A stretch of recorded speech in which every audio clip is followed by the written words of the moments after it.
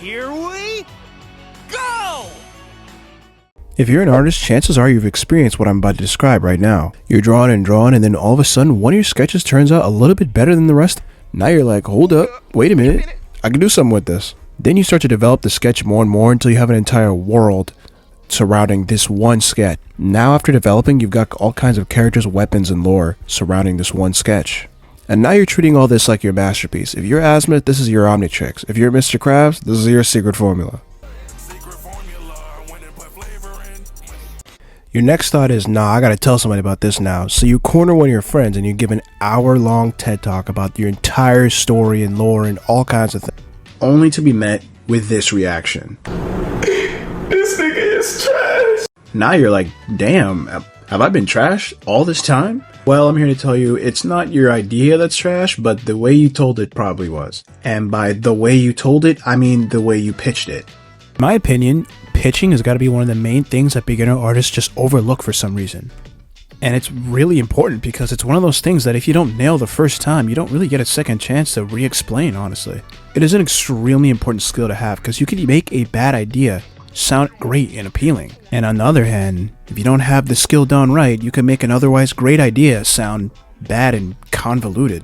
So in this video, I want to take the time to explain my own personal pitching strategies because I'm a comic creator myself and I'm aware of how important this kind of thing is. And I've also gathered over the years my own personal pitching strategies that give the idea off quick and make it sound appealing and like something that someone would indulge in.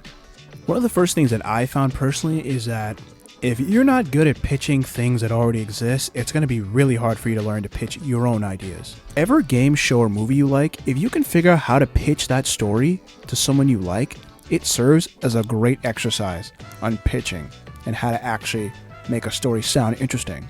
For this video, I'm going to take two examples from two shows that I really love. I'm going to show you how I would pitch those personally.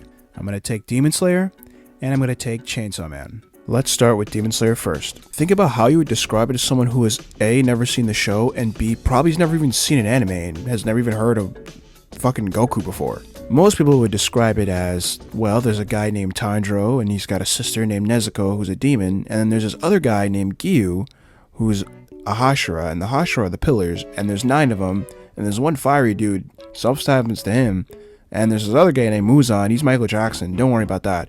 But there's upper moons, not literal like moons, but like that's just their name. And yeah, I can guarantee you've already lost them in the first like couple seconds of you talking. To fix this, obviously, I'm going to give you a strategy that extremely dumbs this explanation down to a digestible amount. I call it the 3-word strategy. Now, I'm not sure if this exists already. I'm sure I'm probably not the first person to have coined this. I tried to do some research to find wherever this came from, but I really couldn't. It was just something that kind of occurred to me, but I digress. The 3-word strategy is basically exactly how it sounds. Can you describe what you're talking about or the story you're talking about in 3 words? I'm going to do that with Demon Slayer just to show you that this is something that sounds crazy but is very possible. So, what is Demon Slayer about? Well, this is a shonen anime about demons in ancient Japan. The 3 words I really use there is demons, ancient, and Japan. Obviously, these are just words that I came up with because I just thought about what kind of words describe the show or what kind of words are heavily associated with the show. You obviously have demons, which are, in the title and the main antagonist. You obviously have the ancient Japan setting because of it being set in the Edo period of Japan, and that is an aspect that frames the entirety of the show, from the clothes to the plants to the names and to the landscape. These obviously aren't the only words you can use to help describe the show. You can obviously pick other words that would help describe the overall atmosphere of the show, like swordsman or slaying or fighting or something like that. Like, for example, 3 other words you can use are swordsman, fighting, demons. Swords are the main weapons that are used in Demon Slayer to kill demons, and obviously it's kind of like the main aspect that makes the Demon Slayer core the Demon Slayer core. The better at swordsmanship you are, the higher in the ranking you go in the core. And that's the case, obviously, because the better you are at using a sword, the better you can be at killing demons, and that's actually what raises you in the core. Obviously, a newbie who's just listening to you is not going to be interested about the workings of the Demon Slayer core. So just dumbing it down or simplifying it really kind of helps the explanation be more digestible. Alright, let's move on to Chainsaw Man. Ooh boy, how the fuck do you describe this massively insane bonkers series in just 3 words?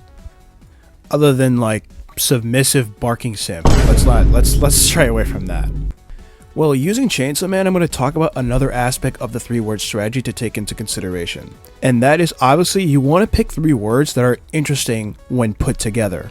So Chainsaw Man is obviously about Denji, the main character, who transforms into a chainsaw devil, right? So obviously you can use transforming demon kid, but in the context of anime that is pretty unoriginal, because Denji is obviously not the only kid that transforms into a demon. There are tons of those. Obviously with that, you want to take the chainsaw part because that's the part that makes him distinguishable from other people. So you can say that Chainsaw Man is a shonen anime about a demon chainsaw kid.